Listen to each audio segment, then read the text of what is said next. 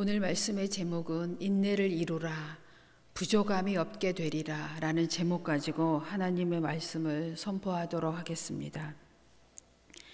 동물은 내가 세상의 중심이야 라고 생각을 안 합니다. 그런데 인간은 내가 세상의 중심이야 라고 생각할 뿐만 아니라 본능적으로 하나님의 형상을 입은 존재이기 때문에 본능적으로 이런 생각을 하면서 살아갑니다. 그리고 수시로 무시로 내 중심으로 해석하며 또 의미까지 부여하면서 이렇게 잘 살아가고 있는 것이 우리 인간의 모습인 것 같습니다. 그런데 내버려 두면 이 상황이 끝이 없어집니다. 계속 내 중심으로 의미를 부여해 가면서 해석하면서 살아가려고 합니다. 그래서 하나님께서는 우리의 인간의 이 질서 속에서 우리를 넘어지지 않게 하시려고 또 다른 세계, 영적인 세계로 우리를 초청해 주셨습니다. 그래서 믿음의 세계로 살아갈 수 있도록 우리를 인도해 가십니다. 그런데 그 중에서 아주 가장 기초적이고도 작은 단위, 가정 속에서 가족이라는 의미를 부여해 가시면서 우리를 깨닫게 하시고 또 교육과 또 사회 질서 속에서 우리를 참여케 하셔서 하나님의 그 초월적인 이 자연 속에서 하나님의 뜻을 깨닫게 하시고 또 우리를 영적인 존재로서 우리를 하나씩 성숙해 가게 하시고 다듬어 가시면서 하나님의 뜻이 하늘에서 이루어진 것처럼 우리들을 통해서 이 땅에서도 이루어질 수 있도록 하나님의 뜻을 펼쳐가고 계십니다. 그래서 오늘 또 우리가 하나님의 이 본문 말씀을 통해서 하나님의 뜻을 깨달아 갔으면 좋겠습니다. 인내하면은 우리가 성경에 욥이라는 인물을 기억할 수가 있습니다. 또 야고보서 5장 11절의 말씀을 보겠습니다. 보라, 인내하는 자를 우리가 복되도다 하나니 너희가 욥의 인내를 들었고 주께서 주신 결말을 보았거니와 주는 가장 자비하시고 긍휼히 여기시는 이시니라. 아멘. 욥을 통하여 오늘 하나님이 어떠한 계획을 가지고 우리 인간을 창조하셨고 이 땅을 지금 이 시대를 이전에도 현재도 미래도 어떻게 이끌어 가실 것인가를 우리가 말씀을 통해서 하나님의 말씀을 보도록 하겠습니다. 욥기 1장 9절 이렇게 보겠습니다. 욥은 하나님 앞에 아주 신실한 하나님의 사람이었습니다. 1절에 먼저 보면은 순수하고 정직하고 여호와를 경외하고 악에서 떠난 사람이라고 욥기 1장 1절에 기록되어 있습니다. 그런 욥을 하나님 앞에 사단이 나와서 욥을 참소합니다. 그게 9절의 말씀이지요. 사단이 여호와께 대답하여 이르되 욥이 어찌 까닭 없이 하나님을 경외하리까? 주께서 그와 그의 집과 그의 모든 소유물을 울타리로 두르심이 때문이 아니니까. 주께서 그의 손으로 하는 바를 복되게 하사 그의 소유물이 땅에 넘치게 하셨음이니이다. 이제 주의 손을 펴서 그의 모든 소유물을 치소서. 그리하시면 틀림없이 주를 향하여 욕하지 않겠나이까 하고 사단이 여호와 앞에 나와 욥을 참소합니다. 그런데 욥은 어떻게 하였을까요? 욥은 우리 1장 마지막 절에 보면은 여호와를 끝까지 경외합니다. 그리고 2장으로 넘어가겠습니다. 2장 4절, 5절, 6절을 보겠습니다. 또 사단이 여호와께 대답하여 이르되 가죽을 바꾸오니 사람이 그의 모든 소유물로 자기의 생명을 바꾸올지라. 이제 주의 손을 펴서 그의 뼈와 살을 치소서. 그리하시면 틀림없이 주를 향하여 욕하지 않겠나이까. 여호와께서 사단에게 이르시되 내가 그를 내 손에 맡기노라. 다만 그의 생명은 해하지 말지니라. 아멘. 사단은 이런 자입니다. 우리가 사단에 대해서도 충분히 알고 있지만 오늘 한마디로 사단이 어떤 존재인지를 우리가 알아야 됩니다. 사단은 우리가 잘 되는 꼴을 못 봐요. 그게 사단입니다. 욥이 하나님 앞에 축복을 받아 여호와를 경외하는 꼴을 못 봐요. 그래서 여호와 하나님 앞에 나와 욥을 참소하는 그 사단의 모습이 저렇습니다. 모든 소유물을 쳐도 욥이 여호와를 경외하니까 이제 사단이 다시 나와 그 몸을 치게 합니다. 그러나 하나님께서 이걸 허락하십니다. 몸을 치되 생명에는 손을 대지 말라 하시면서 이 모든 것을 하나님이 사단에게 허락하십니다. 그로 말미암아 욥은 견딜 수 없는 고난의 시간을 보내게 됩니다. 고난 앞에 장사가 없습니다. 우리는 고난이 우리 앞에 왔을 때 정말 어떻게 해석하고 의미를 부여할 것인가를 오늘 각자가 생각하면서 말씀을 듣는다면 우리가 이 땅에 살아가는 동안에 믿음 생활하면서 큰 유익이 있게 될 줄로 믿습니다. 이 고난 앞에 욥은 의인이지요. 그럼에도 불구하고 욥은 이 고난 앞에 고통을 앓게 되죠. 하나님 앞에. 하나님, 내가 아무리 생각해봐도 하나님 앞에 이런 고난을 받아야 할 일을 한 것 같지 않습니다라고 이 욥기가 42장까지 있는데 거의 마지막 부분까지 계속 하나님께 자기를 변론합니다. 사실은 욥이. 그의 친구들은 와서 계속 욥을 충동질합니다. 어떻게 충동질해요? 아무래도 그 친구들이 욥에게 와서요, 사실은 함께 7일 동안 함께 있으면서 말 한마디도 하지 않아요. 그 고통을 보고. 그걸 보면 그 친구들도 기본 인격을 갖춘 사람인 것을 우리가 알 수가 있습니다. 욥의 친구인데 오직 하겠습니까? 최소한 비슷하겠지요. 그런데 7일이 넘어가자 욥아, 아무리 내가 생각해도 무슨 뜻이 있지 않겠니? 네가 혹시 하나님께 죄를 지은 게 없는지 한번 생각해봐. 계속 이렇게 욥을 충동질을 합니다. 그런데 욥은 아무리 생각해봐도 자기가 하나님께 이런 고난을 받아야 될 일이 없다라고 생각을 합니다. 그리고 하나님과 변론하기 시작합니다. 욥이. 어떻게 해요? 하나님 대답해 주세요. 내가 왜 이 엄청난 고난의 삶을 살아야 합니까?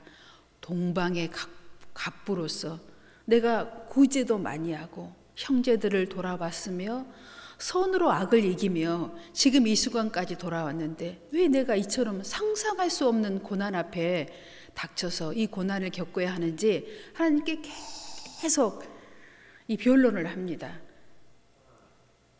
그러면서도 하나님을 찬양하고 그 믿음을 놓지 않습니다.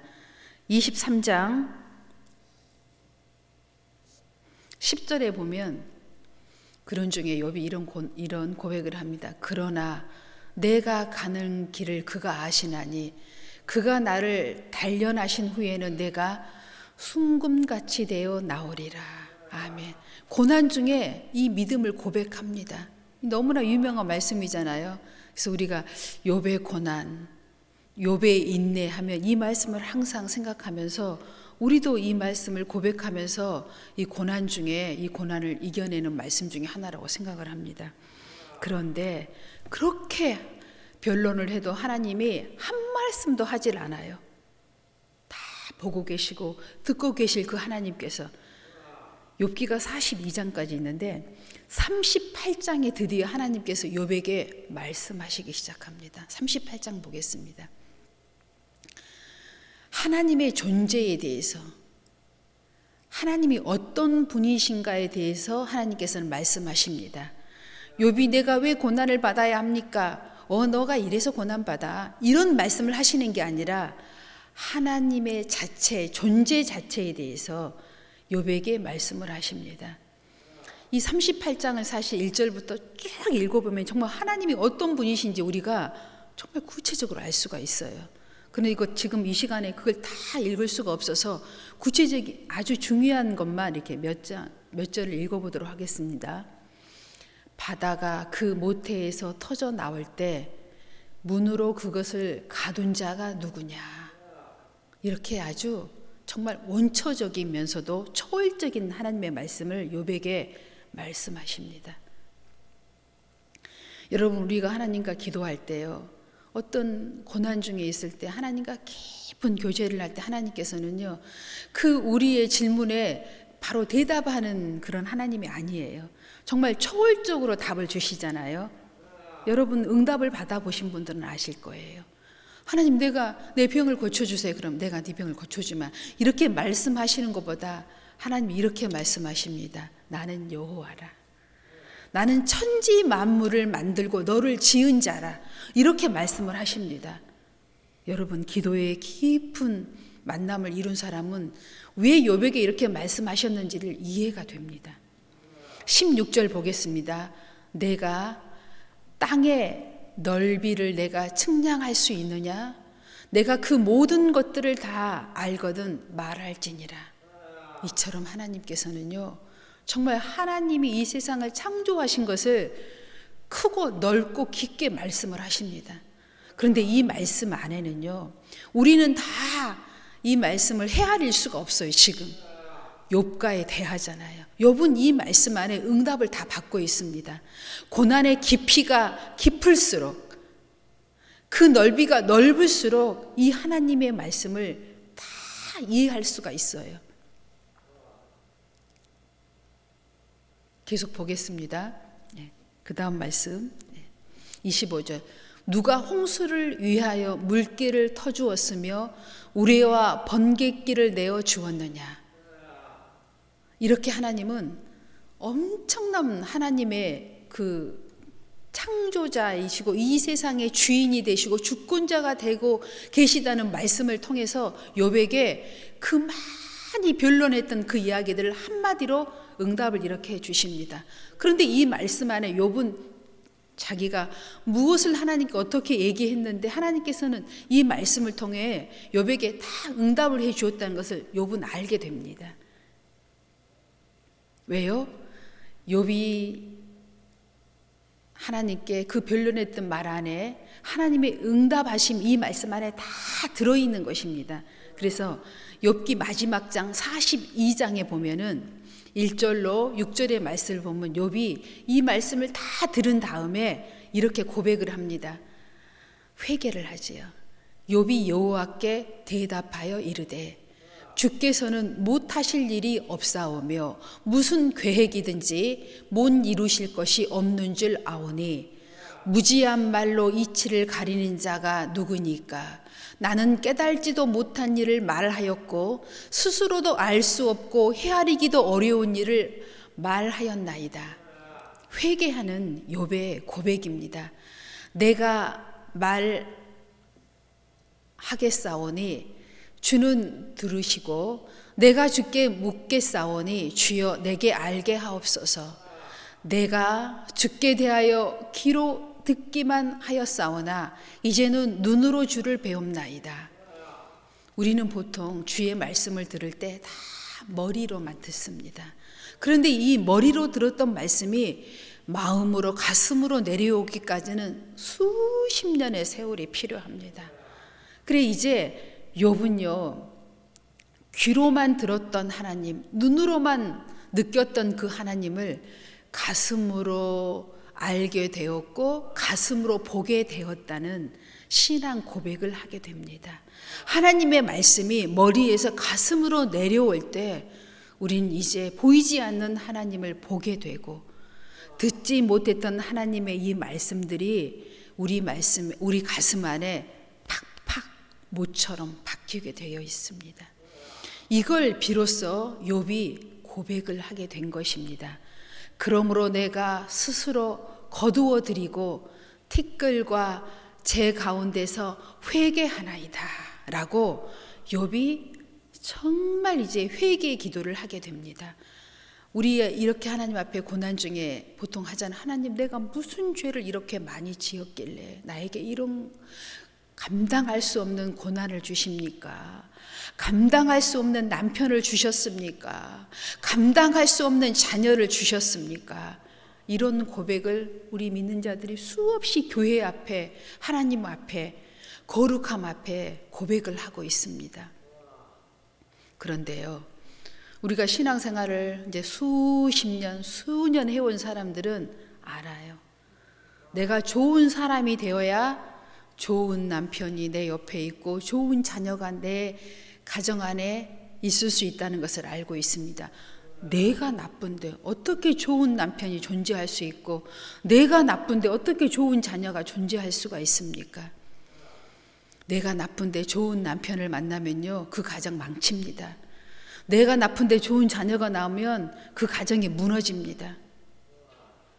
내가 좋아야 좋은 남편이 존재하고 좋은 자녀가 존재하는 것입니다. 이 하나님의 높고 유대한 이 경륜 앞에 욥은 엎드려 회개하였습니다.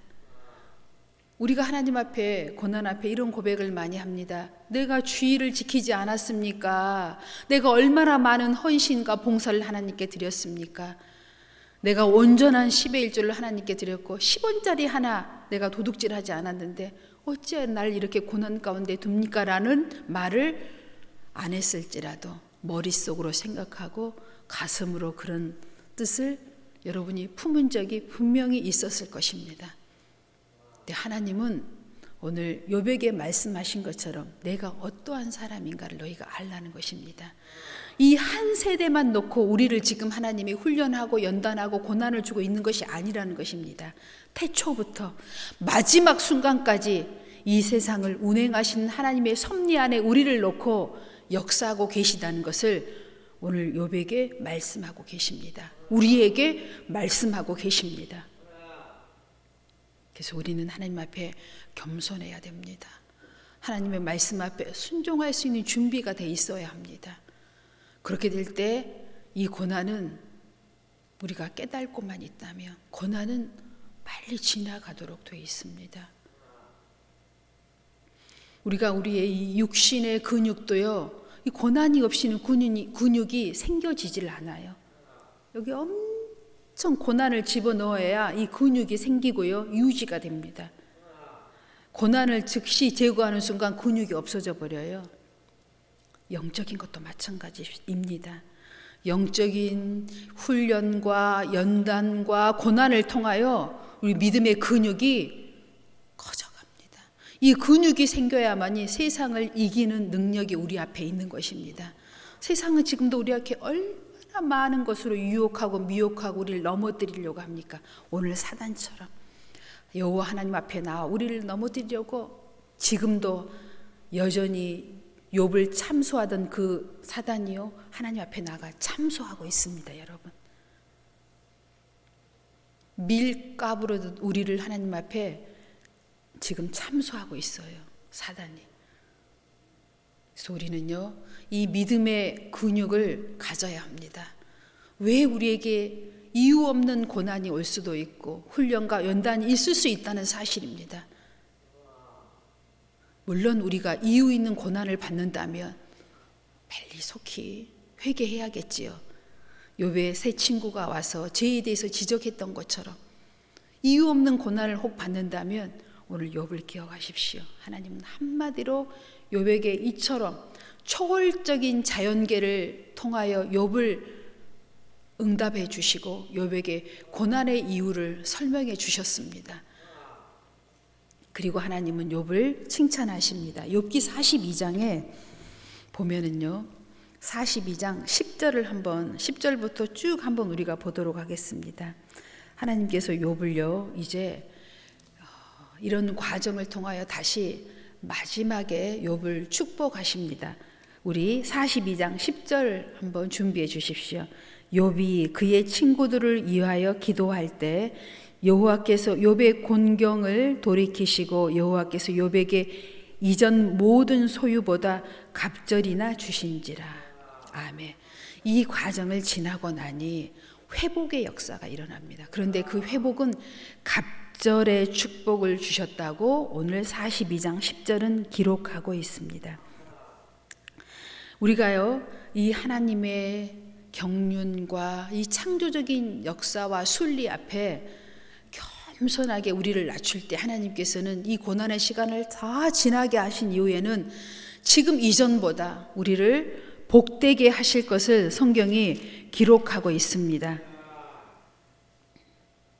이에 그의 모든 형제와 자매와 이전에 알던 그들이 다 와서 그의 집에서 그와 함께 음식을 먹고 여호와께서 그에게 내리신 모든 재앙에 관하여 그를 위하여 슬퍼하며 위로하고 각각 캐시타 하나씩과 금 고리 하나씩을 주었더라. 캐시타는 요즘으로 얘기하면 우리의 금융 단위입니다. 그러니까 꽤 큰 것 같아요. 금고리 하나를 주고 또 이렇게 하나를 주었으니까 꽤 큰 돈을 이렇게 주었던 것 같습니다. 우리가 회복되면은요, 우리를 떠났던 모든 사람들이 어떻게 해요? 다시 돌아오지요. 우리가 고난 중에 있으면 다 우리를 떠나요. 가족도 떠나고 고륙지신들도 다 떠납니다. 심지어 욥의 아내도 떠났던 것처럼 배우자도 떠날 수 있습니다. 그러나 하나님에서 회복시켜 주시면 다 회복되고 돌아오는 역사가 있게 될 줄로 믿습니다. 우리 오늘 마지막 절로 디모데전서 1장 16, 17절을 보겠습니다. 하나님께서 이 모든 역사를 이루시는 이유는 단 하나입니다. 하나님이 이 땅의 주인이시고 존재하셔야 할 이유가 있기 때문입니다.